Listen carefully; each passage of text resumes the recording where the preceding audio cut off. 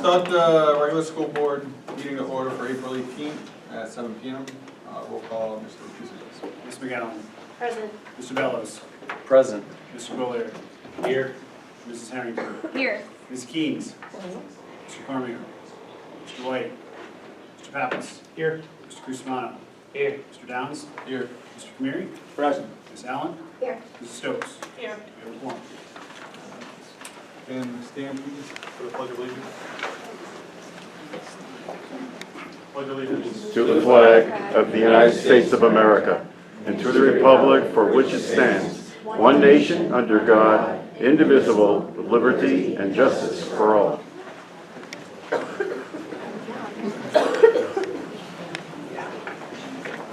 to approve the meeting records, the previous minutes from the regular school board meeting on March 14th, 2024, and special board meetings March 21st, 2024, March 28th, 2024, April 5th, 2024, April 8th, 2024, April 9th, 2024, and April 15th, 2024. Second by Ms. Allen. Any discussion? All those in favor, signify by saying aye. Aye. Opposed? Motion passes.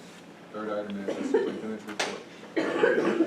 Wonderful full house tonight, so we're going to start with Employee of the Month, and I think we have one from February that wasn't able to attend. Dr. Kine? I would like to invite Suzanne Booten from School Street School for our first Employee of the Month presentation.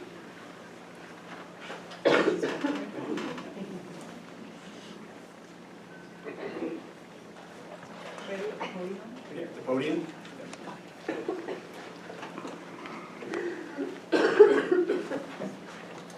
Good evening.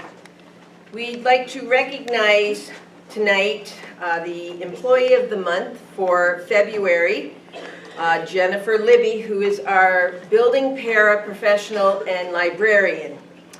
As an admin, I said this is Jen's second year at School Street School, and I am amazed at how quickly and effortlessly she became such an integral part of the community. She has served as our building para and librarian and experienced great success in both positions. She is loved and respected by her colleagues and students.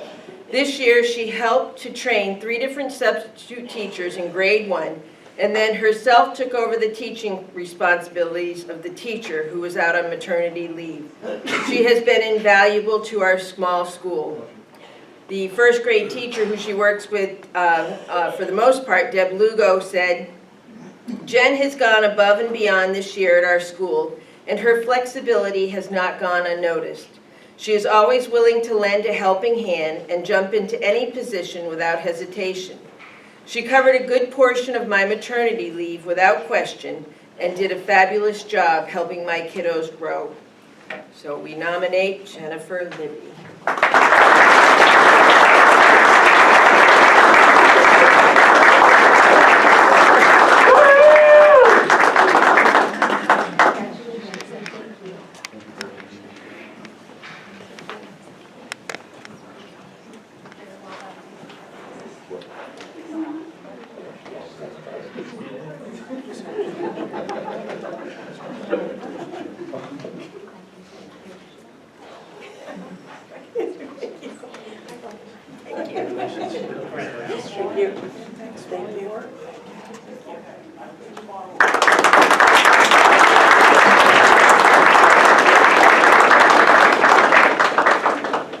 Next, I'd like to invite Beth Wayno, who's our building coordinator at Rochester Middle School.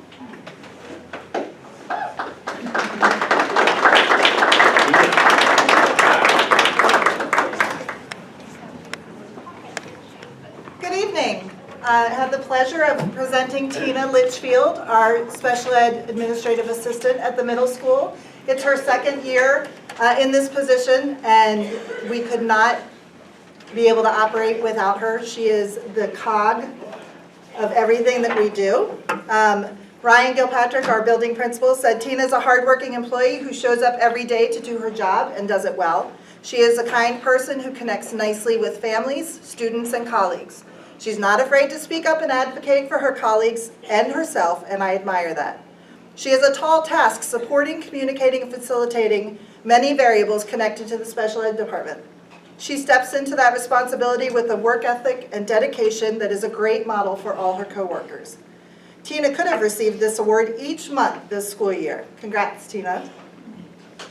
One of our case managers, Michelle Shaw, said Tina is so deserving of this recognition. She's such an important member of the special education team here at RMS, and she works tirelessly to keep everything running smoothly for our department. She's always kind to students and staff and always will greet you with a smile. Her commitment to our department is unwavering, and she works hard to ensure success for everyone. We can't imagine the department without her. Thanks for all you do. Our speech and language pathologist, Oksana, said she's so excited that Tina is the next Employee of the Month. She's totally deserving of this title. To simply put it, she could not do what she does without Tina. She's awesome, and we feel lucky to be working with her. Finally, a co-administrative assistant said, I'm so honored to be able to speak on behalf of Tina and our admin assistant team, colleague, friend. We both started working in our roles as admin assistants in the same year. She's an asset to our team as a whole, as well as her specific role in special education. I admire her dedication to her position. No matter how the day is going, Tina's always flexible, willing to communicate, and resolves conflict with ease. She's an exceptional employee and is full of honesty and integrity. She's dependable, empathic, and her calm manner and capability to understand perspective makes her a valuable team member. Congratulations on such a great achievement. We absolutely could not do it without her.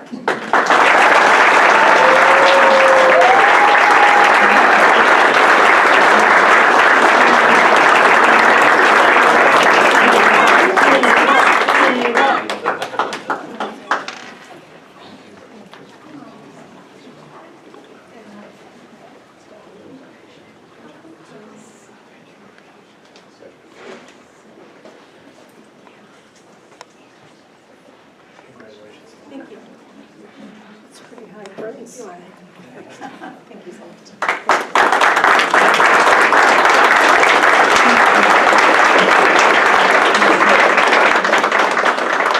And for our final Employee of the Month presentation, I'd like to invite Kevin Hebert from Spalding High School up to the podium. Behave.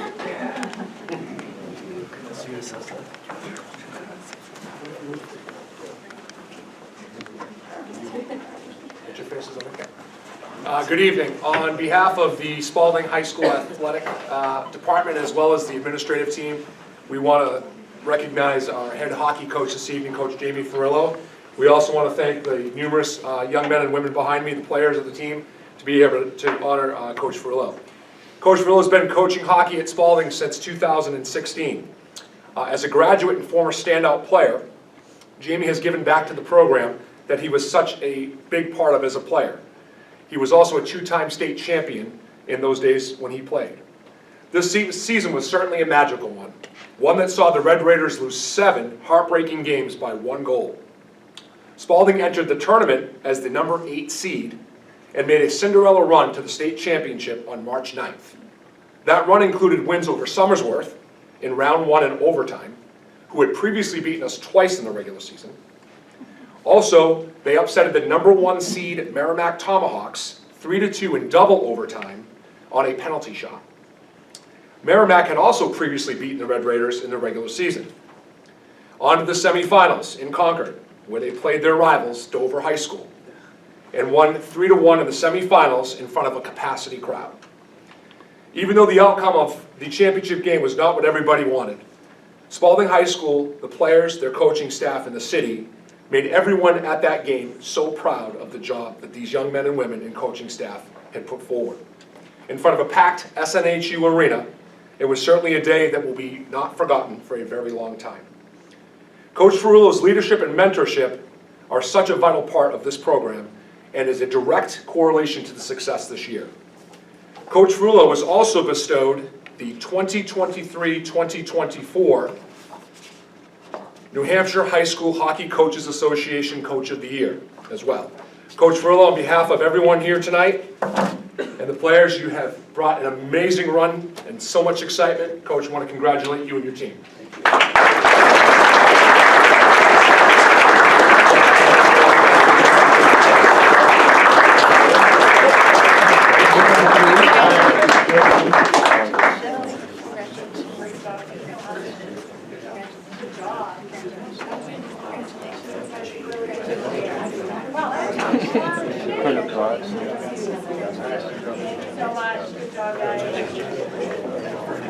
That'd be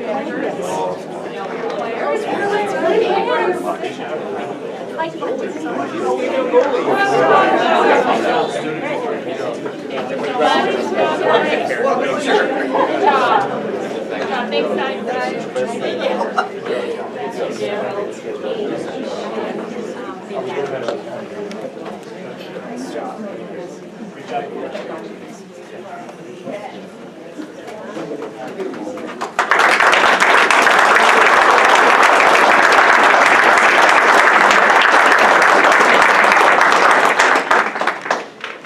we'll pass it off to Savannah for Student Senate.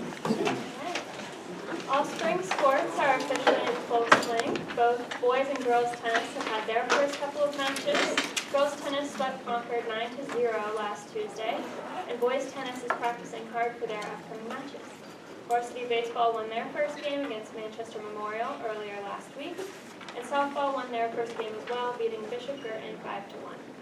Track had a successful start of the season with their first meet at home against Wyndham on Tuesday night. Many athletes achieved personal records already this season, and overall, Spalding came out on top. Boys and girls lacrosse had their first games last week as well. Congrats to these hardworking teams, and keep up the good work. Another big congratulations is in order for 29 Spalding student athletes who recently received NHIAA Scholar Athlete Awards. These awards are given to students who play 2 varsity sports and earn a B+ average or higher, showing incredible achievements in both their academic and extracurricular endeavors. The D1 ceremony was hosted in Concord on Tuesday, April 2nd. Each student was invited to the stage to receive a certificate, and a few speeches were performed, one of which was by Governor Chris Newman. The Baton Death March Memorial Hike was last Saturday, which many of Spalding's ROTC members participated in to commemorate the Baton Death March of World War II. Our ROTC drone team had a successful competition, placing first in the 2024 National All-Service Junior ROTC Aerial Drone Championship with a time of 19.3 seconds. Senior ROTC member Carter Prue was recently awarded a full Navy ROTC scholarship valued at $180,000. They only give out 9 per year across the country, so this is quite a prestigious honor.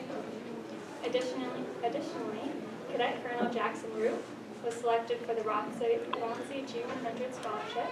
He's one of 100 recipients for this $200,000 award. And after attending Plymouth State, Jackson will begin his U.S. Air Force service as a second lieutenant. We are so proud of our award-winning ROTC members. Congratulations, and we wish you the absolute best for your future plans. Our FBLA team had their state leadership conference in Manchester on April 2nd and 3rd. They watched multiple presentations, competed in numerous categories, and participated in many networking opportunities. Spalding students earned a total of 13 individual wins, and the Spalding Chapter State Officer Project awarded them first place for cumulative points throughout the year. National Honor Society held their Cup Full of Kindness table in late March, handing out over 250 cups of hot chocolate in exchange for a positive note. These kind notes written by students are now displayed on the bulletin board in the hallway, reminding everyone of the kindness we live around. NHS also did their annual April Fool's Bake Sale last week on April 1st and 2nd, and over 900 sweet treats were sold, financially supporting the club's future principals. Model UN competed at a 3-day conference at Dartmouth College, April 5th through the 7th, against 500 other delegates. The 4 different committees were crisis committees, general assemblies, specialized agencies, and ad hoc. Congratulations to Rachel Bowman and Gavin Boudreau for receiving verbal commendations on their performance. Lastly, our band and chorus members are currently preparing for their spring concerts here at Spalding, which will take place in late May, as well as for an elementary and RMS tour that will take place after April break. Their new marching band uniforms have arrived and are currently undergoing inventory to soon make their debut at the Memorial Day Parade in May. The music department had a successful musical season and a lovely weekend of Cinderella performances under the direction of Nikki Luciano Bourgeois, with Briar Tipton as music director and Ronald Goodman as technical director. It proved to be very popular within the community, considering 1 week of shows drew in just as many people as last year's 2-week showing period, selling 2,000 tickets total. Both casts worked really hard, and it absolutely paid off, with amazing showcases of their efforts and talents. 15 of our music students were selected to participate in the New Hampshire All-State Festival the weekend of the 6th and 7th, which, although shortened due to weather, was still able to move forward as planned. Among many stellar performances, Josh Turpin was recognized for his selection to participate in the festival all 4 years of high school. Mr. Goodwin of Spalding High School served as the New Hampshire All-State Chairperson and Band Manager for the first time this year. Congrats to all participants.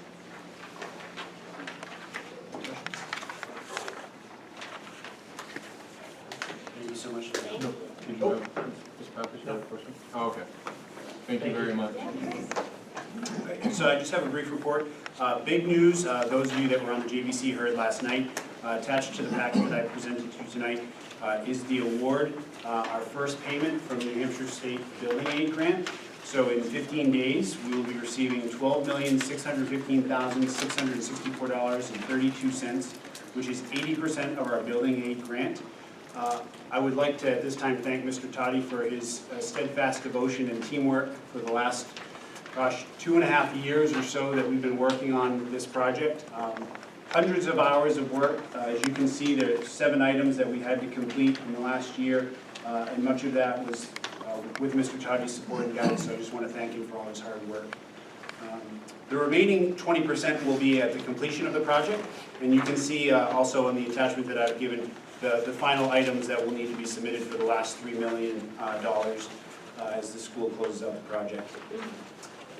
Just want to again remind families, I did send out a notice to all schools, so hopefully folks can share, because obviously kindergarten families, if you don't have a student already in our school, we don't have your information, right? So we're sharing this kindergarten enrollment opportunity with all families in our community, hoping that they know a young family in their neighborhood or apartment complex that they can pass along the information that it's important that you register early to ensure a spot at your home school zone. You can see the numbers have increased substantially, and I'll again report out in May and June, so hopefully everyone can get a seat at their home school. Over April vacation, Dr. Bryant and I will begin to review applications for the Director of Facilities and Human Resource Director. Our plan is to present, hopefully, candidates to the June Personnel Committee for an effective date of July 1. Additionally, tonight, if you recall, each year the school board presents a budget to our city council, and then after we do so, we've only received authorization to hire at this time retirement positions. Every year in this month, we ask you to approve the department to open up any open position that is included in the operational budget that has been presented to the board. So in other, if you're willing to do so, that would allow us to start hiring and then continue to work with the city as Ms. Kelly and I will be at City Council on, I believe, May 6th, 6th or 7th, whatever that Tuesday is, to present the school board budget and then attend workshop meetings every Tuesday from that date forward until the end of June. And that is my report. Any questions? So I just want to let the board know, when it comes to the application process for the Director of Facilities and Human Resource Director, next Thursday, our new superintendent's going to be here going over a contract. I'm going to ask her if she wants to be a part of that, sit in with them in screening those 2 directors. Just want to let you guys be aware of that.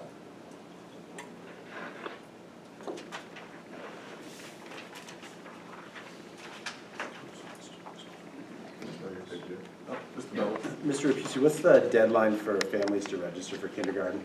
Well, there is no deadline, so it's an open enrollment process, but having been here 8 years, it's unfortunate that we actually have families come the first day of school because they see buses in our community and didn't realize, for whatever reason, that school is now in session, and they enroll their child, and sometimes there's room at their zone school, and sometimes there's not. And we'd like to avoid, any conflict and try to make sure folks are in the right school that is close to their neighborhood with their friends. Thank you. That's the other thing I'd bring up about having her come in and assist in that. It might be something that we need to negotiate with her, since if she's coming here to work a couple days here and there to help hire the Director of Facilities and Director of HR. I think we're talking about that briefly. Would you maybe be able to explain a little better how that would work if we have her come help out a couple of days, like be a part of that hiring process?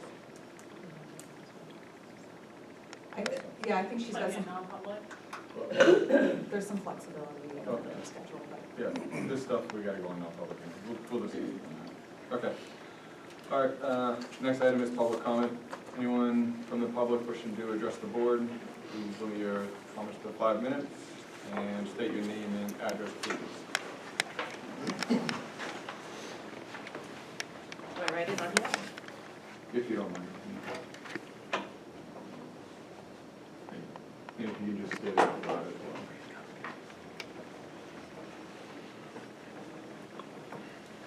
My name's Mary Gould. I'm from 190 North Main Street in Rochester. My son had a brain tumor. He had a seizure at the high school, and John Rousset saved his life. What you guys don't know is the cell service does not work in the high school, and it needs to be upgraded. He collapsed in Moose's office. He had to drag him into the hallway. He had to yell for kids to call 911 because he didn't have cell service. Fortunately, the track team was there. Those kids called 911 and made a line down the hallway to relay what was said from dispatch to him and what he was saying was wrong. It shouldn't happen that way. I've learned at the strategic planning committee that the superintendent had the Wi-Fi cut back so kids cannot use their phones during school. What also has happened is teachers can't use their phones. Teachers can't use their own iPads or anything. If they have something that is not in the school's Wi-Fi range or curriculum or something, they can't use it to educate the kids. The kids, I understand kids shouldn't be on their phone. If there's a shooter in the school, the teachers have told me, we can't notify Andy Jackson where this guy is because we don't have cell service. It's just something that was there, it used to work, and now it doesn't work. And it needs to be upgraded before somebody does die. Because my kid almost died. Thank you. Thank you.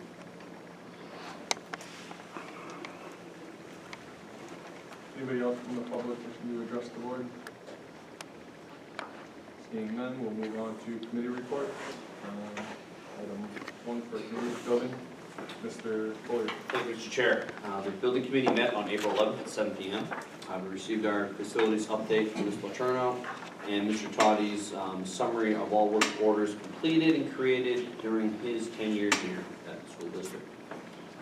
We reviewed Maple Street Magnet School site work bids, McCollum School playground bids, paving bids, also some other equipment bids which were moved over to facilities.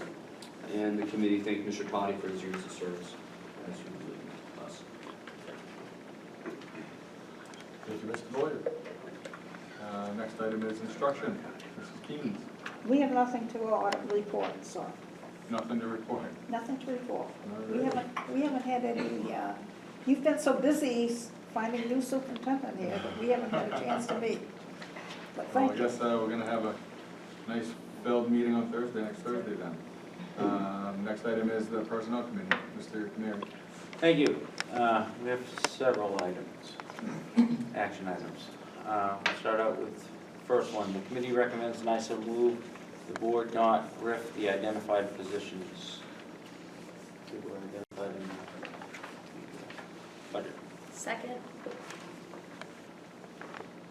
Motion made by Mr. Mears, second by Ms. Carrington. Any discussion? All those in favor, signify by saying aye. Aye. Opposed? Motion passes. Item 2 is the committee recommends and I so move the board approve the retirements as listed. Second. Motion by Mr. Canary, second by Mr. Boyer. Any discussion? All those in favor, signify by saying aye. Aye. Opposed? Motion passes. Committee recommends and I so move the board approve the resignations as listed. Second. Motion by Mr. Mary, second by Mr. Cusimano. Any discussion? All those in favor, signify by saying aye. Aye. Opposed? Motion passes. The committee recommends and I so move the board approve the extracurricular nominations as listed. Second. Motion by Mr. Mary, second by Mr. Boyer. Any discussion? All those in favor, signify by saying aye. Aye. Opposed? Motion passes. The committee recommends and I so move the board approve the athletic winter event stipends as listed. Second. Motion by Mr. Mary, second by Mr. Cusimano. Ms. Allen? Yeah, I have a question. Why are we paying stipends for ticket takers? And the state gets the money? Like, we don't do that by another sport. So we discussed this at the committee level, so we're gonna continue to work with the city on that. And Ms. Kelly, I don't mean to put you on the spot, but I think you were able to articulate, it's a revenue, and per the city charter, revenue goes to the city, but in theory, all monies, right, is city money, right? Our budget is city money, and that revenue falls under our calculation of the tax cap, right, Ms. Kelly? Correct, yeah. It's a school department revenue line. It's titled athletic admission. So what the committee asked, I believe, I think it was Mr. Kamiri or maybe it was Mr. Downs, to speak about how we could maybe use that in a different way, like athletics, monies raised by athletics could use to, let's say, fix a field if the turf went, upside down during the season or something like that. So they're gonna be talking about that with the city. But my question, like for hockey, when I was on the boosters for hockey, I would sit at the door and I would collect the money, and we would still give the money to the city. Like, I didn't get a stipend. Yep, Like, the other you thing know we, what I'm saying? yep, the other thing we talked to the committee is that these have not been posted stipend positions, so we're working with Mr. Hebert to make sure that all of these are posted more transparently across the district. So if an elementary teacher wanted to be a scoreboard keeper at the basketball game, they could, instead of just someone being picked. So Or if a booster member wanted to volunteer. yep, we're working on that. Okay, all right. So I will say that I spoke with a city council member, and I talked about changing the city charter.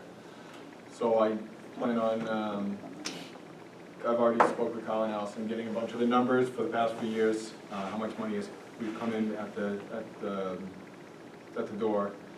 I gotta present it to the finance committee, and as long as it's approved by the city council, then it's gotta go on the ballot for a city charter change, which normally they won't do until it's like, the municipal election. They're not gonna do it for like this. So it's gonna be a process, but it's something that I'm hopeful for. I just gotta, once I get the numbers, I'll meet with the finance committee. So kind of to back up what Kelly is saying, I've seen basketball ticket taker, but I've never seen like the football ticket taker. So are we paying stipends for the football ticket taker and like the other sporting events where they're doing it, or are we only paying for basketball? So these are what Mr. Hebert presented to us, and we're gonna be doing it, all sports are gonna be presented. So he's gonna have a fall list that's gonna be recommended and approved by the board fully, and then the winter list, and then the spring list. Okay, and then my second question is for you, Mr. Downs. If it's gonna be a process and it's gonna be a few years, is the city willing to take over the stipend since the money is technically going to the city right now? I have not asked them that, but I we mean, can I have think it's we can have the discussion. Yeah, I think it's worth the discussion with them. I mean, once they agree, or we don't know how the vote will go, but Yeah. once they agree and the vote takes over, if we start getting the money, then I would assume we would look for volunteers like Ms. Allen did, or for stipends. But, I mean, if, right now, if they're collecting the money, I think that, and they're getting the profits, I think they should be the one paying for the stipend. I don't disagree. Mr. Christopher? And I, just during that meeting, correct me if I'm wrong, we also talked with the superintendent, assistant superintendent, and they're gonna work with Kevin.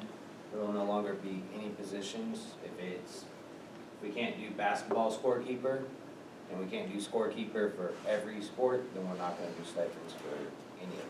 All right, yeah, I mean, fair enough. Make it fair and cross, and then they're also, like the superintendent said, he's gonna have a full description post, so we actually know each and every responsibility of, from now on stipend positions. Any more discussion on that? We already had a second, so all those in favor, signify by saying aye. Aye. Opposed? Motion passes. The committee recommends, and I so move, the board approve the following grant-funded stipend as listed. Second. Motion by Mr. Kamiri, second by Mr. Bollier. Any discussion? All those in favor, signify by saying aye. Aye. Opposed? Motion passes. The committee recommends, and I so move, the board approve the teacher nominations as listed for the 24-25 school year. Second. Motion by Mr. Meary, second by Mr. Pappas. Any discussion? Mr. Bellows? I'd just like it noted that I'm going to recuse myself from this vote. Mr. Bellows will be recusing himself.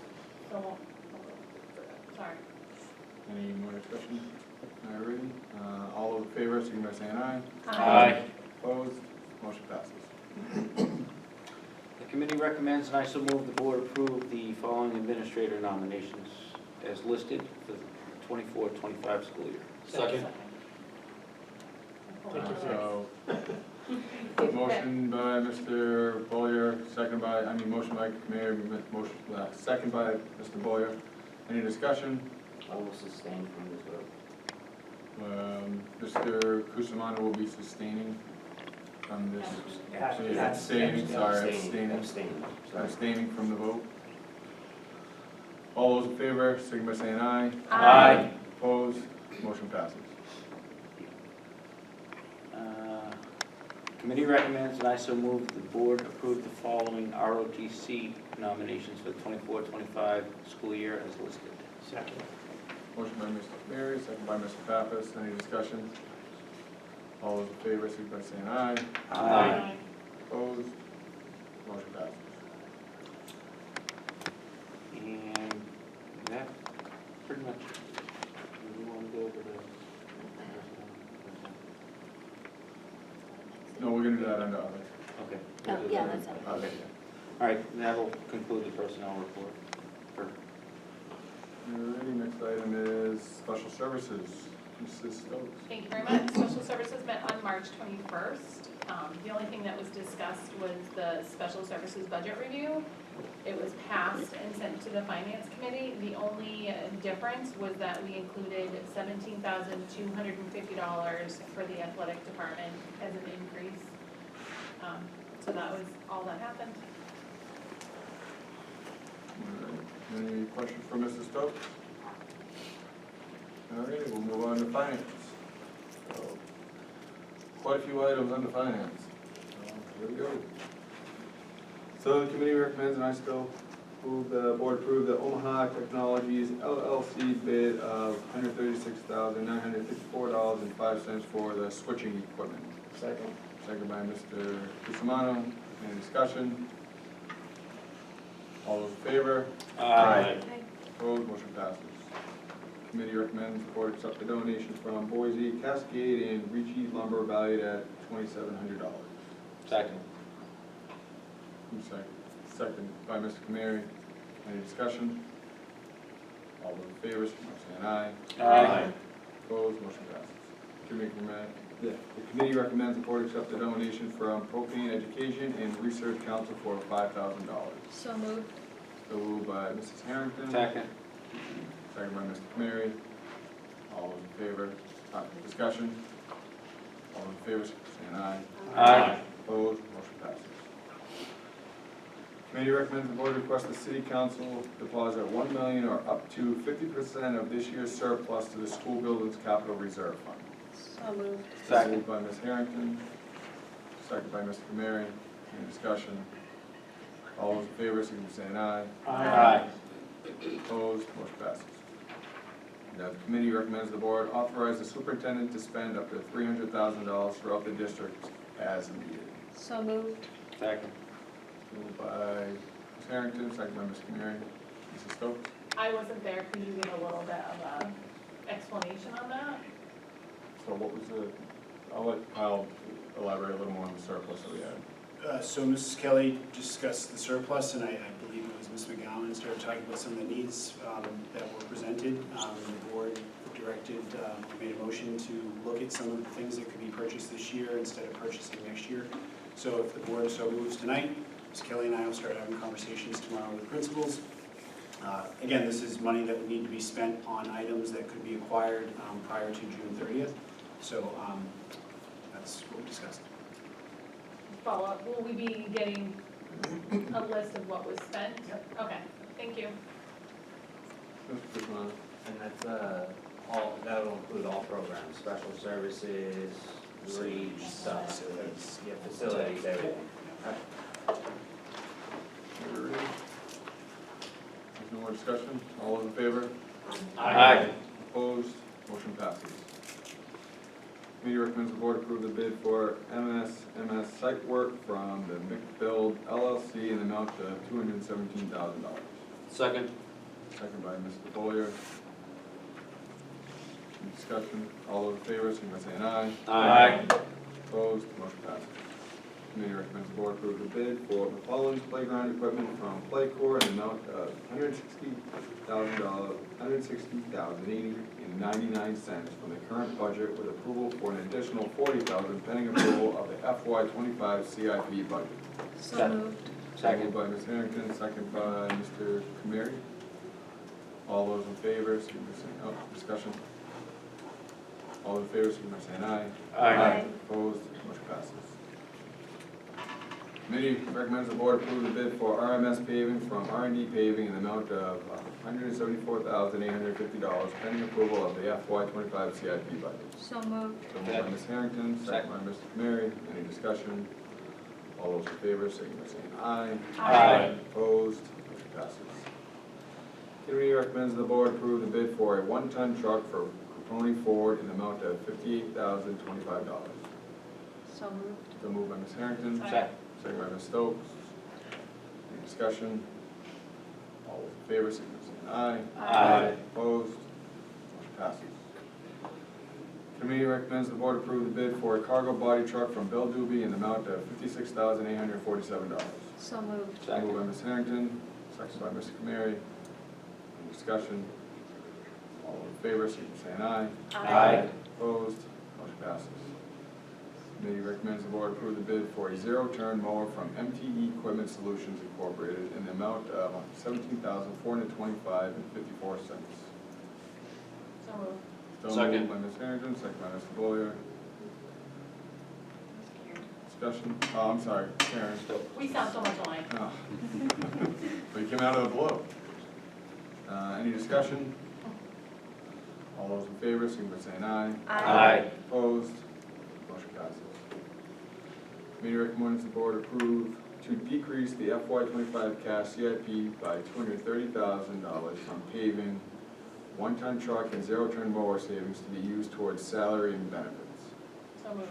Still moved by Ms. Harrington, second by Ms. Allen. Mrs. Stokes. What- He's new here. By Ms. Stokes, second by Ms. Allen. Any discussion? All those in favor, signify by saying aye. Aye. Opposed? Motion passes. The committee recommends the board approve the additional spending for facility supplies in a lump sum and amount of $61,118.79. So moved. Still moved by Ms. Harrington, Second. You got second this by one right? Mr. Cusimano. Any discussion? All those in favor, signify by saying aye. Aye. Opposed? Motion passes. Committee recommends the board approve the MOU as presented by the superintendent. So moved. Second. Second by Mr. Pappas, second by Ms. Allen. Any discussion? All those in favor, signify by saying aye. Aye. Opposed? Motion passes. All right, and that's it on finance. On to policy. That would be me. That's you. All right, thank you, Mr. Chair. The Policy Committee met on the evening of March 21st. The committee has three policies for second reading and adoption. That would be policy EBBA-7, head lice pediculosis, to the full board for second reading and adoption. Or I'd move that the board accept policy EBBA-7. Second. Motion by Mr. Pappas, second by Mr. Cusimano. Any discussion on that? All in favor, signify by saying aye. Aye. Opposed? The committee recommends, and I so move, the board adopt policy EHAB, data governance and security. That has major changes from the previous policy. Second. Moved by Ms. Pappas, second by Ms. Stokes. Thank you. Any discussion? All those in favor, signify by saying aye. Aye. Opposed? Motion passes. And lastly, the committee recommends and I so move the board adopts policy BBAB, role and duties of the board chairperson, and this is just for review and no changes. Second. Motion by Ms. Pappas, second by Ms. Stokes. Any discussion? All those in favor, signify by saying aye. Aye. Opposed? Motion passes. And that's it for policy. So the next item is the 5-year. I think we had. 5-year committee was unable to meet. We meet on April 29th. That is rescheduled. Next item is the JVC. Mrs. Harrington. Thank you, Chair Downs. The JBC met last evening, April 17th, and we had a few items on our agenda, one being a traffic study peer review done by the city, and we reviewed the responses from our engineers to Peter Norris and Richard Carr. And then we received our guaranteed maximum price, or GMP, of the total amount, $27,520,418. Bids went out the month of March, and now they are working on narrowing down and awarding the bids, which we should be getting an update at our next month's meeting. We also received a request from the chair of the Conservation Commission of Rochester, discussing putting a percentage of the parcel of unused land into conservation, and we also discussed a response to New Hampshire Fish and Game. I worked on the language of granting at least 75% of unused land behind the school to be put in conservation, and then that should be moving our alteration of terrain permit along with that modification, and we have 6 months post-occupancy to finalize that. And we also showed our great appreciation to Dave Toddy and all of his work that he's done on this project, and I think that was it. Can I ask you a question? Ms. Harrington, don't we need to pass a motion to support the move to conservation? Wasn't that discussed at the meeting? Yeah. Where this body should make a recommendation, or is that for future? Future, I think, is how I took that conversation. We have like a year to go through the process. Okay, Yeah. thank you. I was gonna ask, I was curious, is that something where the school board has to authorize that, or the JVC, so it's gotta come from probably that, okay. Mrs. Stokes? Just a clerical question. Under the committee reports, none of them are included, like, so those minutes aren't included in the packet. Is there, and they never have been, but I'm just curious why. So to include 5-year joint building committee, I don't know what 5-year might be. We need, that's Yeah. all. So can we just make sure it's included so we have a recap? Like, did we get a packet last, I know I didn't make the meeting last Yeah, night. we had a So can packet we last start night. making It was that one packet part letter. of the, is that possible to do that? Okay. So, Thank you. next month. Okay. Any other questions for Ms. Harrington? Are we ready? So the next item is Recreation and Arena Commission, Mr. Mayor.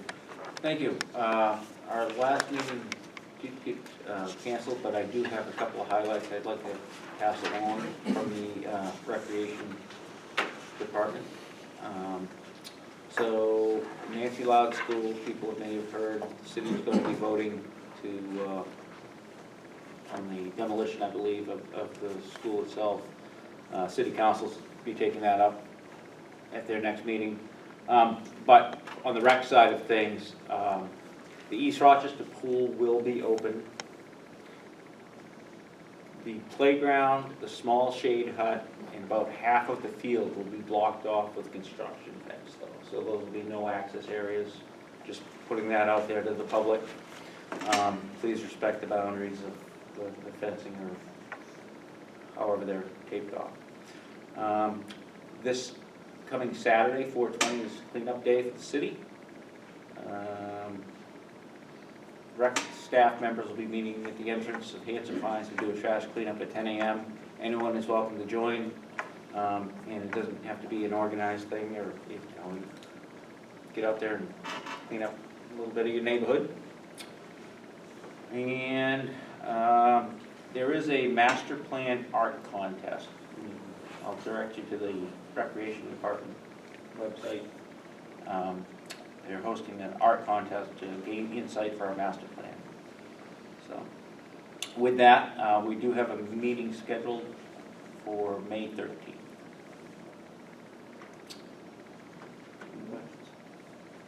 Any questions? Alright, next item is old business. Anything under old business? No old business. Next item is new business. Any new business? No new business. So I know, I got a couple under other, I know Kyle's got a couple under other. So one thing under other, if we can revisit, because that kind of hit me pretty hard from public comment about the Wi-Fi issues in the high school. Can we revisit that at our committee level? I think that would be, is it special services or would that be under instructions? It's been in construction. Okay, so can we revisit that and possibly make some adjustments for the district? Just have another discussion on that. The other thing is, I sent you guys out the committee for the discipline committee. I signed Ms. Stokes, Mr. White, and Mr. Cormier. So I'm recommending them for approval from the full board for the discipline committee. Second by Mr. Cusimano. Did we all agree that now? Remember, we agree that committees are approved by the full board. And I think we just changed the other policies, so both policies state that now. Any discussion on them three? All right. All those in favor? Aye. Opposed? Motion passes. All righty. You have something, because Sean, this is gonna take a while. I think it's Sean. Is it? Do you want to do it? I Okay. don't, if I set up, do you want to talk? Whatever your. Well, I'll be completely honest, I mean, we've had less than 12 hours to even see what you sent today, so I think it's up to the board to what to do. My recommendation would be for you all to actually read it, because I can't imagine getting it and having had time to read it, because I didn't have time to read it today, so that you can have a cogent conversation in personnel perhaps next month. Mr. Bella? I'm not sure if this was Ms. McGowan's plan, but I know she did present, put together a PowerPoint that essentially summarizes, I think, key points of the data and the takeaways. So I don't disagree with you, Mr. Rapucci, doing a deeper dive into the raw data, something that maybe we all should do, but I think you had a plan to kind of give us the highlights. Yeah.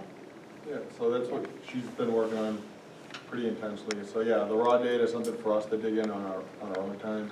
She put together a PowerPoint, so I think I would recommend that we at least view that PowerPoint with hiring coming up right now. She was able to squeeze everything into a PowerPoint for us to review tonight and for the public to be able to review as well. Mrs. Tosh? I agree, but could we add it to the personnel agenda if we wanted to go a little Yeah. deeper? Just, Yeah. you know what I mean, I think it's good data. Good. All right. Mary? We set that? Yeah. Yep. Okay. How are you? Are you putting it on TV? Yeah.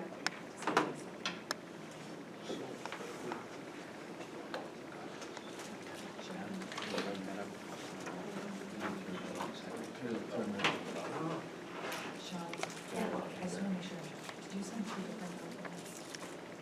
I sent one PowerPoint and it was like this, it was a PDF. You want me to share the PowerPoint?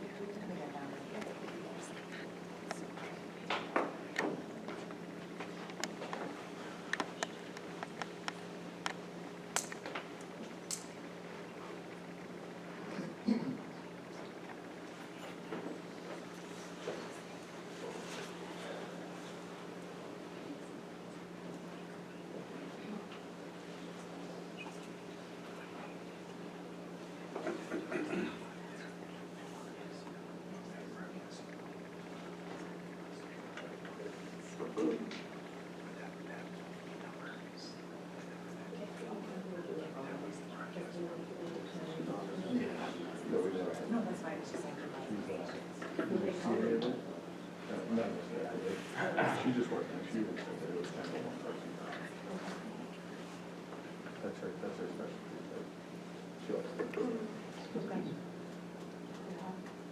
Really hard to group. With the data program that you have. As you can see, most of our spreadsheets done superintendents, that's Shawnee's specialty.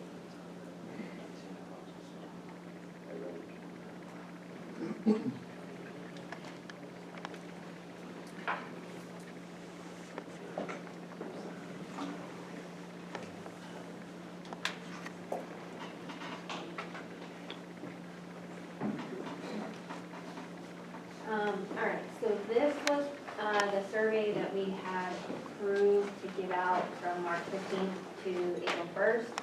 We had 202 responses out of 680 total staff. So that was a response rate of 29.7%, which is not great. Was expected. Typically, when you do survey analysis, you generally want about a 70% response rate, but given this is just used for our information, it's fine.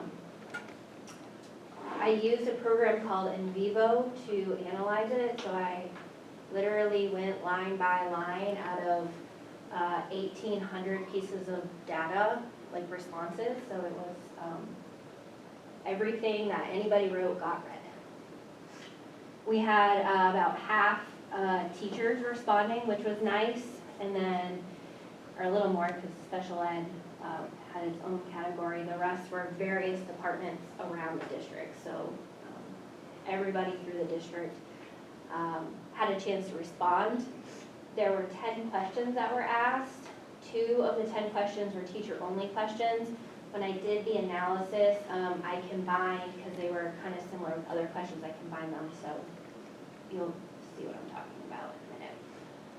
I'm not going to read everything right off of the slides.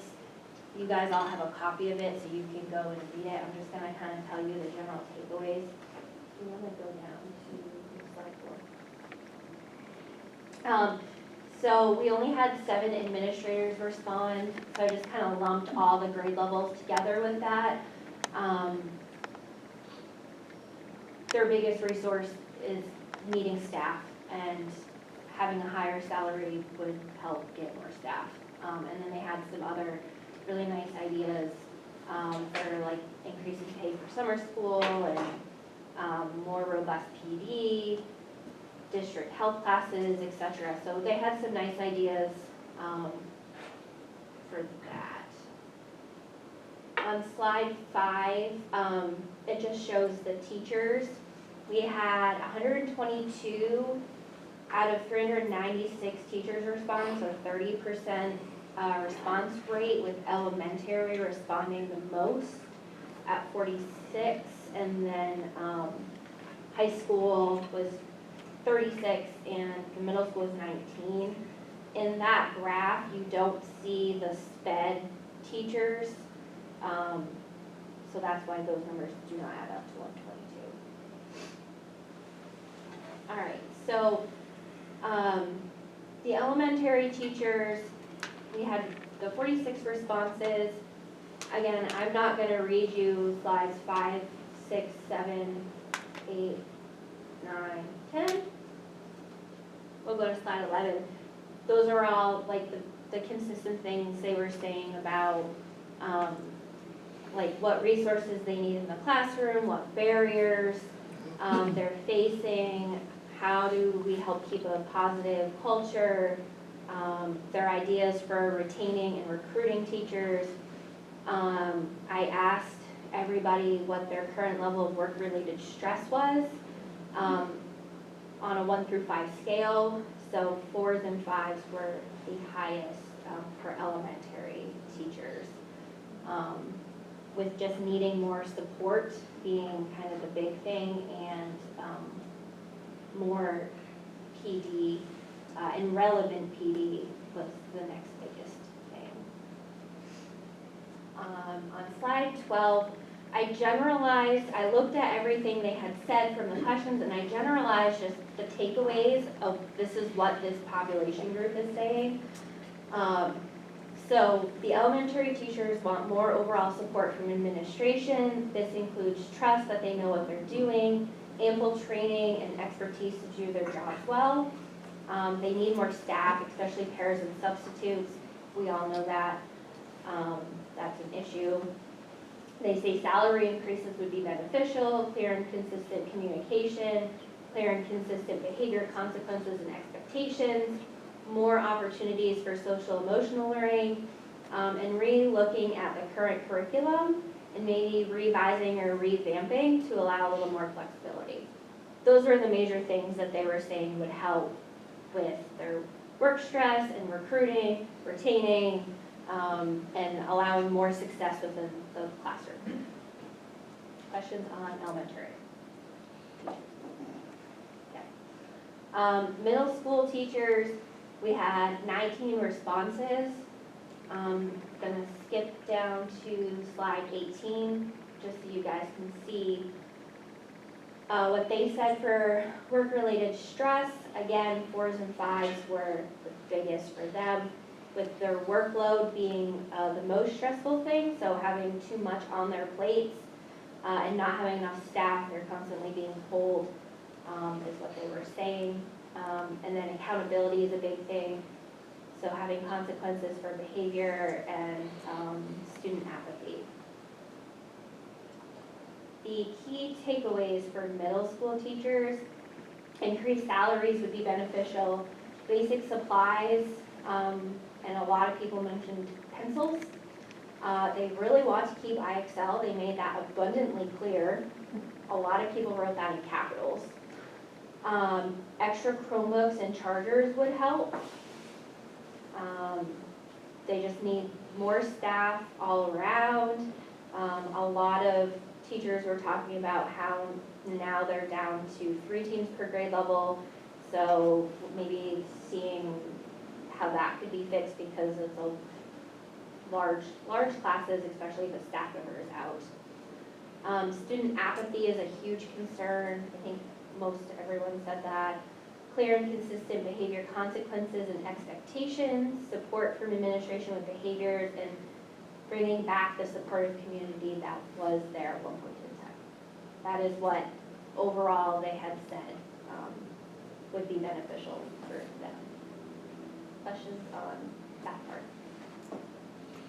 Is that include sped as well, or just? Sped has their own category because I in middle figured. school, but not elementary? Or? No, all sped teachers have their own categories because I figured what they needed and what they said would be different than.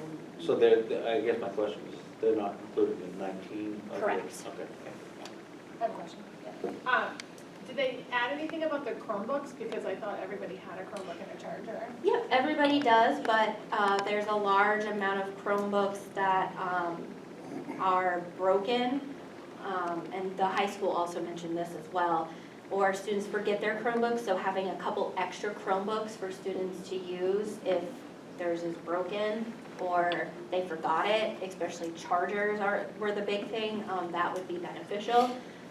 At the very end, someone had a really good idea. You'll see that at the very end for Chromebooks.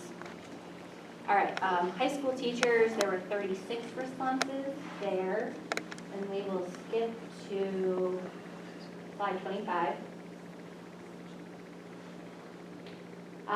Their work-related stress, a lot of people were around a 4, so it's been pretty consistent.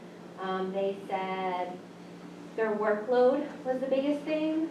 They said less extra responsibilities and more time. They are also being pulled coverage, so they just have a lot of things they have to do and not enough time to do it.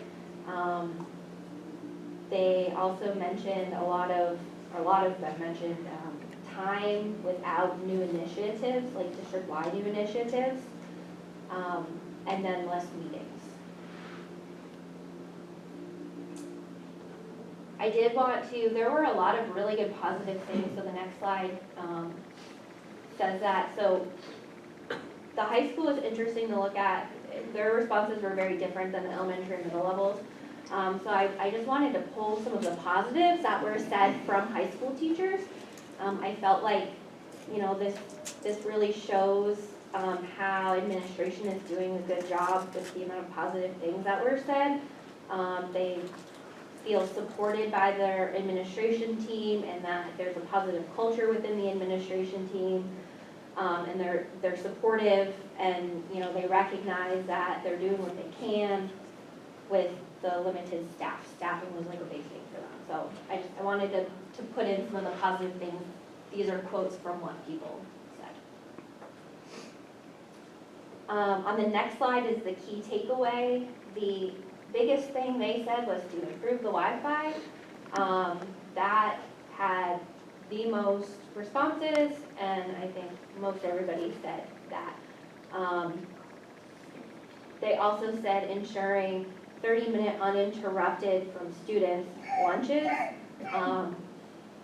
And the workload is a lot right now, so pausing new initiatives, maybe looking at our current initiatives and refining kind of what we have.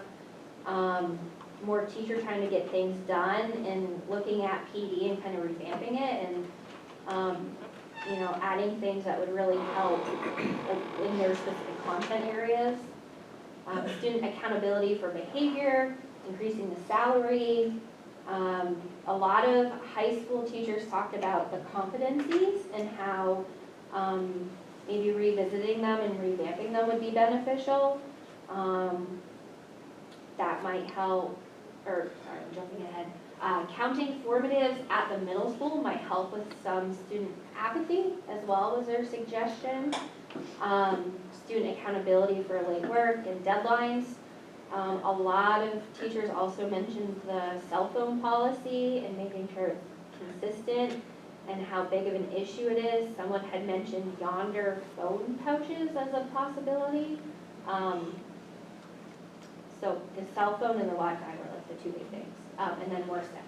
What's a yonder phone pouch? I did not Google it, but I'm guessing it's something to. Mr. Bello might know. Like I said, you lock the phone up in a pouch, it's just not accessible during the day. And then you have, the person holds the pouch, they keep possession of their phone, but they just can't get to it until they go to someone that can unlock it for them. It's like a Velcro pouch of some sort. That would be interesting. I like it. Any other questions on high school? All right, so on the next slide is special ed. There are 21 responses. I combined them all into one, just with the limited number of responses. There were 12 elementary school special ed, 7 middle school and 2 high school special ed teachers that responded to this. I'm gonna skip to slide 31. So that was their work-related stress levels, 4s and 5s. They said helping decrease the workload. To do this, we'd have to increase the staffing, which we all know there's a staffing shortage, which they all understand as well. That was like the biggest thing. I also read some comments about special ed teachers like being really stressed and worried about not meeting the minutes of their students because they're being pulled in so many different directions to do so many different things. They're not having enough time to service their students, so they're stressing about that. And then the next slide are the key takeaways. So they have a lot on their plates. They don't have enough time to do all the required paperwork and services, along with coverage duties and everything else that they're asked and required to do. Increasing of sped staff would help this. Again, everyone understood that this is a challenge to do. A lot of teachers were talking about having sped appropriate curriculum and supplies, how it would be beneficial to have like math and reading specific intervention programs for them to use with their kids, and then like consumable supplies would be beneficial. Increasing the para pay and benefits, I know we just did that and they mentioned that as well.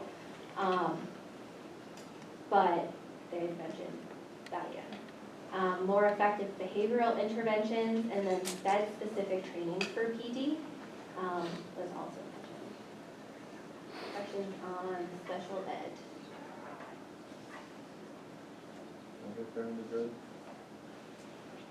I mean, they're not wrong. I think the big thing is, I mean, are we following IEPs? Are we giving them the right services? Because we're short-staffed. That's gonna be a concern eventually, because they need all the help they can get.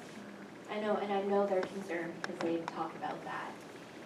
You'll see that if, like, looking through the raw data, you'll see everything they have to say about that. They're Yeah. concerned about it as well. And I don't think it's just a school, I don't think it's just Rochester District either, but, I mean, it doesn't also take it doesn't take away from the fact that there's an IEP for a reason, and those services are supposed to be given, and you can only compensatory those services so much before they just lose them. So we've got to find a solution to it, because we don't have parents, so. I forgot to say at the beginning of talking about this, when I looked through and analyzed all of this, I did this in the mindset of an analysis, not as a school board member. So everything you're seeing, I know there are things on here that we as a school board can't do, that's administration's job. This is just through my training as an analysis of looking at the data that way. Forgot to say that at the beginning. All right, the next slide, 33. Paraprofessionals, there were 23 responses. I combined them all together again because they were low. We had about a 15.6 response rate for paraprofessionals.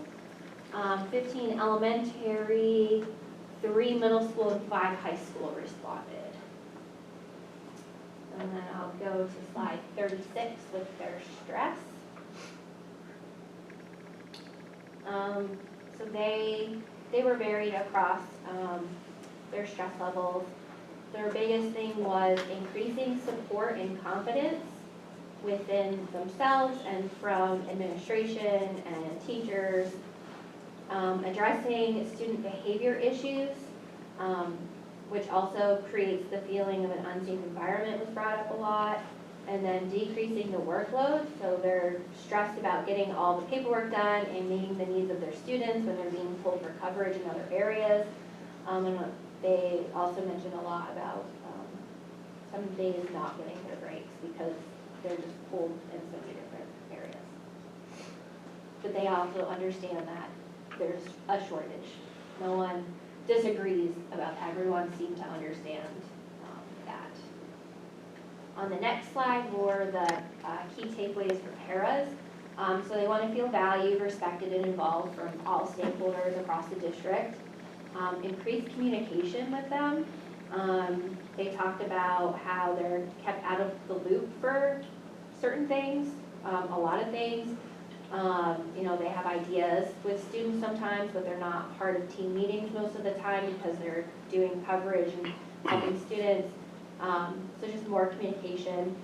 There were a lot of suggestions about increasing para-related training, especially for new paras, because some new paras come in and they don't have any training, so doing some sort of training for new paras, and then maybe doing something with a mentor program for paras might help with keeping them for a longer period of time than what we currently are. Having consistent behavior expectations for students and follow through with the rules. And then they also mentioned increasing their pay and kind of updating their contracts to be more comparable to other districts. Questions on paras? Cool. So the last category I did, I just lumped it as school staff. So that included media specialists, food service, custodial, secretaries, nurses, guidance counselors, speech, OT, PT, ESOL, and interventionists. I had 44 responses from that category. On slide 41 is their stress. I know it's tiny. So 3s and 4s. So not as bad as other categories that we were seeing.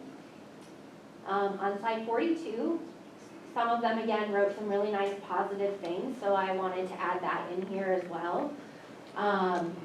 You know, a lot of them talked about the amazing culture and supportive admin and staff that they are in, and that administration is doing a great job promoting a positive culture for staff. Staff works hard at promoting a positive culture for students. And that some of them just feel like they're doing a really great job and don't need support, that they have everything they need to be successful. So it's always great to hear the positives too within this. So that's why I felt like I needed to put it in. On the next slide are the takeaways. So they said more staff would be beneficial, just across all areas, increasing salaries, more individual time to complete paperwork. Someone had mentioned even if it's days after school ends, type of a thing, just time to complete paperwork. Offer more job-specific training and PD. Oftentimes they sit in PD or trainings that aren't relevant to what they do, so more job-specific things. They had said increase morale by listening, showing respect, communication, and valuing staff, and then consistent behavior management are kind of what they were saying.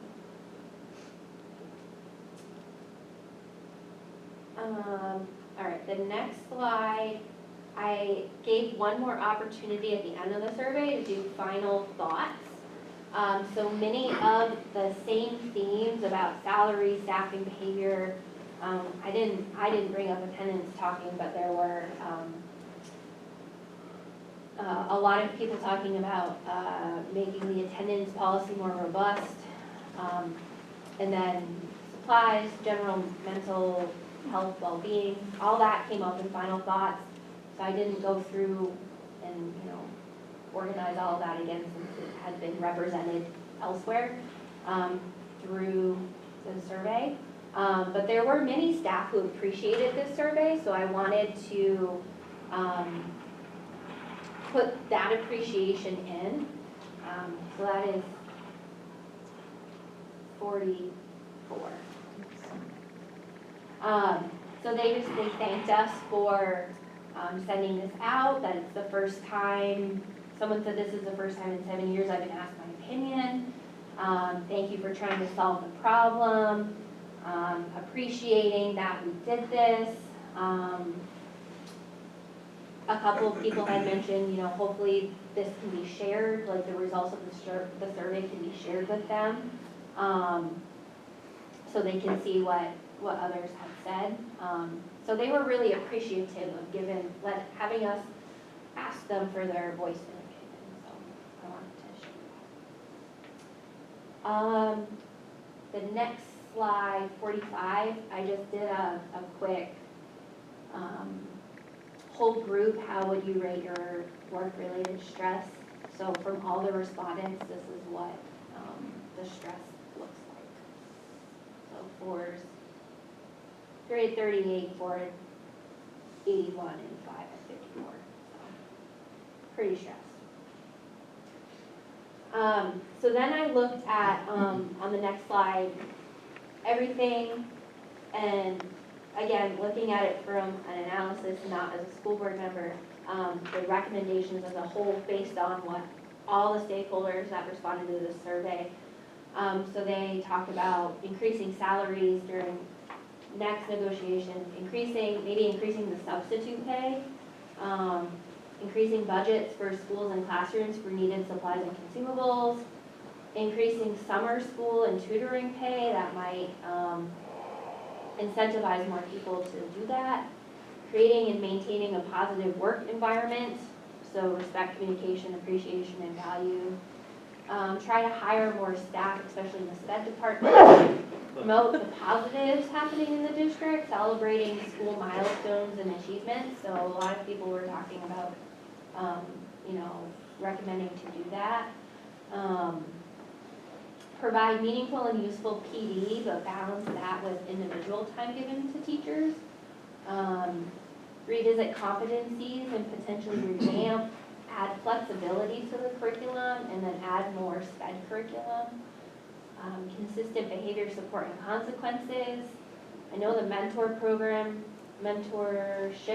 just got redone recently, but a lot of people were still talking about maybe revamping that some more. Address the Chromebook situation at the middle school and the Wi-Fi situation at the high school. Ensure staff are getting their contracted lunches and breaks, and figure out a way to lower their stress. So, to wrap it up, I just pulled some different ideas that people had written in of how to fix some of these problems, because the purpose of asking them was to get their ideas and their input. So someone had mentioned something about a Raiders Pathway-esque program for the middle school as an idea. Maybe creating after-school mental health activities, streamlining parent contact documentation in response to intervention, making formatives count at the middle school, and then looking at the work skills competencies, because right now there's a lot of them and it's difficult to kind of go through, and making the report card more user-friendly. Allowing teams to create an incredible culture by promoting hard work and completing goals with some fun activities for prescribed time on Fridays. There was a team that used to do that, and students responded academically and behaved positively. Formatives should count at the middle school. High school and middle school teachers have been saying this for years, but they think that that might help with freshmen, like the middle schoolers going into freshman year. Make homework graded. So lots of themes about that. Advisory groups should be shuffled so that students can be with their friends and in a comfortable, feel comfortable in a group that they're in. A lot of people had talked about trying to do some sort of outreach to teacher education programs at colleges like UNH, USM, UMaine, UNE, to try to connect with new teachers and maybe try to recruit them to our district. More community-based events after school.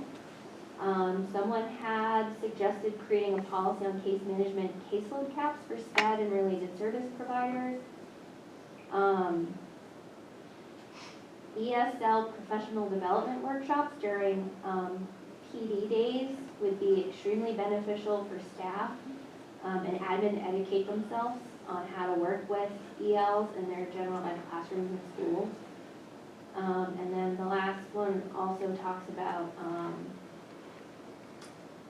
ESL program and education for everybody. So I guess, Karen, your question, maybe I didn't put it in here. It's in the raw data, but there was a suggestion from someone at the middle school regarding Chromebooks, like just having a classroom set of Chromebooks, like the students would go, and if the teacher is using that classroom set, then they would access the Chromebooks. And then that way, there's less damage, like they have all the Chromebooks they need, so the students wouldn't then be taking them home or carrying them around, would be the con to that. But if every teacher just had a classroom set and only use it when they needed to, that could solve a lot of the issues. That's somewhere in the raw data. And then I just ended it with, someone gave this quote and I liked it. We should look at the global view of how education has changed and move in that direction. And then someone came up with a creative hashtag, proud to be RSD, which I also like. So I thought that was a good. So that's it. Thank you, Shani. You put a lot of work into that, so thank you very much. Everybody should have it in their email, and also the raw data, everything that she took. So everything that we had from that survey, the whole board got for us to take time and dive into. I know she spent quite a bit of time on it. Yeah, there's things we can do as a board, there's things that administration can do. Hopefully the administration in the schools can look at this and kind of, you know, take some things from it and kind of think about how they could change or implement different things. There's a lot of things that can be done that aren't monetary to help solve some of the issues as well. No, I'm sure there's possibly some stuff on there that could be thrown at the 5-year committee as well, that they can look at, possibly. There's still to Mr. Mayor. This is really amazing, and I think it's funny because we think we include people, like, so our, you know, our staff comes up and does like a employee of the month, and our students come, but I don't think we really give teachers a chance, or educators a chance, so I'm curious to see if we could make something like that work. But, I think you did a great job, so I would recommend that it goes to the, what policy, what committee did we say? Personnel, just so that, and I think we should share it with the new superintendent as well. And make it public, because it's discussed here. Mr. Kamiri? So, again, thank you. It's an exorbitant amount of work, and I'm a little disheartened. I mean, that's the way voting goes nowadays, the numbers are low. I get people survey fatigue or whatever. I wish we'd have more participation to really encapsulate, you know, the district. I mean, I'd like to see whatever actions we take on this, a follow-up survey after those, you know, a period of time. So maybe through personnel or whatever, however we dissect this somewhere down the road, you know, whether it's a year out or 18 months out or whatever, landmarks of reissuing the same survey to see what the results are. If we have it, however we implement any of the suggestions, changes, you know, some things we, you know, the hiring, the position's supposed to, you know, I mean, it's kind of out of our control in those respects, but anyway, just, again, keeping this same survey, and then trying to get teachers the word out. I mean, you know, bottom line is that the 20% or 25% that responded to it, tell the other 75%, you know, nothing's going to change if you don't say it. And we give them the opportunity to say it in a form that may take some action of some sort, you know. Well, listen, you got to talk. One thing I want to make note too, just one, is all the results of this went right to Shawnee. It never even went to, like, oh, a lot of people are afraid, I don't want to put my name out there. We all hear that all the time. All these results went right to Shawnee. They didn't even go to Allison or Kyle or anybody else. They went right to all the results. She took everything, so she had all the results before anybody did. And I think that made some more people feel more comfortable, but, Mr. Bellis? Thanks again, Shawnee. Ton of work. Kind of building off of what you said, Mr. Kamiri. So I think there's a trap that you can set when you ask for input, is if you don't take that input and put it to action, then that actually backfires. And so I think the task for us moving forward, whether it's in a 5-year, or I know we're working on a strategic plan right now, is which of this feedback is actionable. And then I suspect that when staff see that you are taking their feedback and putting it to work, then the next time you do it, you start to get more feedback, and that's where that culture builds, where it's like we all have a voice, our voice matters, and we're all part of the same team, and we're working to get going in that right direction. So, thank you. Yeah, that's the most important thing, is taking this and doing something with it instead of just putting it aside. They want to see that we're listening and that we're going to try to do something that what they said matters. So you hit it nail on, Mr. Willis. How does the board feel about sharing this with the district? Do we want to wait till after personnel? Well, I would like to dissect it first off. We've got it today. Dissect it some more, and then at committee levels figure out what it is we can address. Because I totally agree. There's no sense asking for input if we can't do anything. You know, what's controllable, not controllable, within the realm of, you know, what's an measurable change, right? Again, you can ask for $1 million, well, if your contract's not coming up for 2 years, then there's a time and a place for everything. So what is, short-term, fixable, mid-term, long-term, come up with a plan, so. Well, you can add to personnel and this is anything, then just respond. I would like to see it sent to building principals so that they have a chance to review it and see what non-monetary things they may try or at least review to see if there's anything they can control within their level. Yeah, I like that idea for now, and then we can still review it after next month's personnel. And see what we can do. Anyone on board with that? Do we need to make a motion, or do we just instruct the administrators to send that to all building others? It's already been done. Okay. Oh, hold on, yeah, go ahead, then just, go ahead. Well, he can go if it's related to this. Go ahead. I was just gonna ask, since it was brought up in public comment in this, is it unreasonable to make an emergency Wi-Fi channel in the schools and you choose, or the principal chooses who has access, so they could put Wi-Fi calling in that? That way we can handle that until the committee can set rules or guidance and So have your input on that. I would recommend that you invite Mr. DeMars to the committee meeting, and, as a parent, my heart goes out to you, ma'am, it truly does. It's not a function of the Wi-Fi system that exists at our school right now as to why a call couldn't get up, okay? I was in a car today with 2 other people driving somewhere, and we wanted to know if someplace was opened. 2 of the 3 phones in the car didn't have service. There are dead zones everywhere. The Wi-Fi that's in place right now, right, is set up with a splash page that in order for you to access the Wi-Fi, which is open, it is wide open, you can go almost anywhere, you just have to hit accept. So I think it'd be very wise for Mr. DeMars to come with a heat map of where our Wi-Fi currently is. Mr. Moussette's office is in the gymnasium. None of our gyms in the entire district have Wi-Fi broadcasters in any of them. So it could be something as I go to the high school tomorrow and I say, what do you want? What are some things you might need? Right? It could be that we look at some Wi-Fi repeaters in and around the gymnasium if that's something that they feel they need to do. But I would recommend that Mr. DeMars come with heat maps and discuss what exists currently before we make some drastic decisions. Would you mind if I Yeah, follow up? We get it on today. Mrs. Hamilton?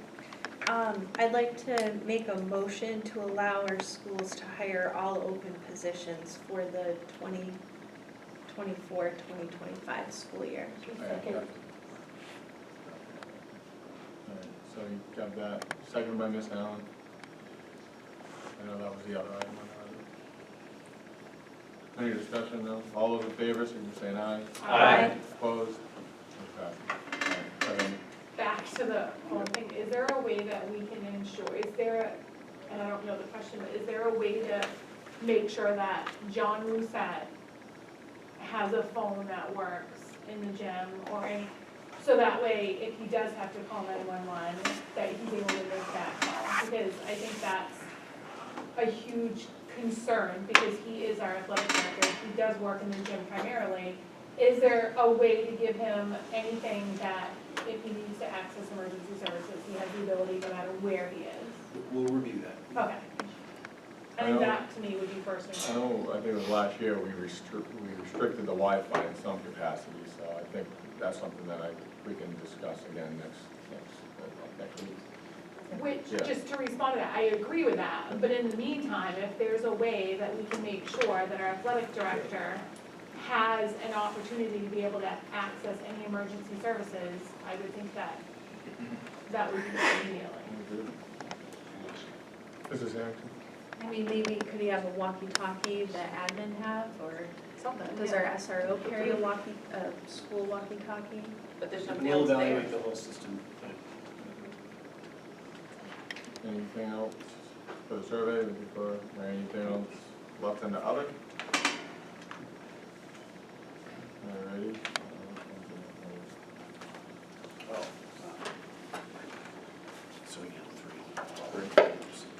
Can I just make a comment? Yeah. The strategic plan group, the community and teachers, and I was on it as well. I was asked, or I volunteered to be on it. We had our last day this past Monday, and at some point, once Ed Elements puts together the documents and everything, there will be a presentation to the school board. So that'll be clear. Mr. Bell? Just real quick, Chamberlain did their show at the high school theater this weekend, and it was awesome, and I know a lot of people worked really hard on it. So Ms. Pedrick, Ms. Jenkins, Ms. Bellows, among others. Hopefully I'm not missing anybody, but I know a lot of people put a lot of work for those shows to go on regardless of what schools they're coming from, and so thank all those people for their hard work. If you were there and you saw it, it was a really fun time.